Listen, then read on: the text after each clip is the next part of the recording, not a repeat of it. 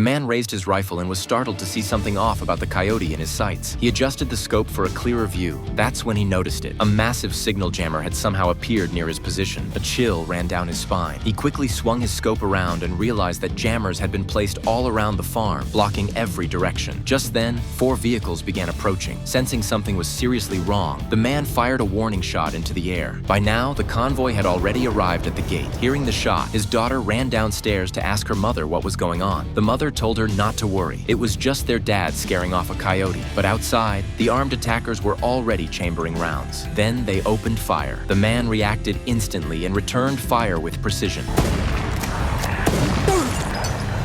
The sound of gunfire made the mother and daughter realize something was terribly wrong. They rushed to call the police, only to find there was no cell signal. The jammers were working. The man retreated into the house and told his wife and daughter to head upstairs and grab their guns. He began reloading his own weapons. Meanwhile, the armed men had reached the door and launched a full assault. The man observed their positions, then moved to the entryway and took out one of the attackers with a single shot. But now they began firing wildly in return.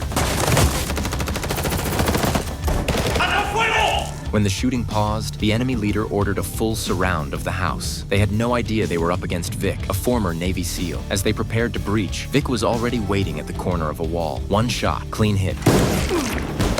He quickly moved to the kitchen, sweeping plates and bowls off the table. When the intruders entered the room, they didn't notice the shattered porcelain on the floor. As soon as they stepped on the shards, Vic opened fire, then moved in to finish them off.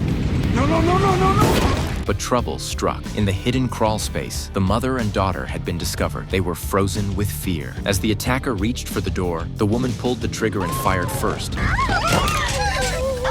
The gunfire outside alerted the other enemies to move in, but they still underestimated Vic's solo combat skills. When one of them reached the staircase, Vic was already there, his gun pressed to the man's head.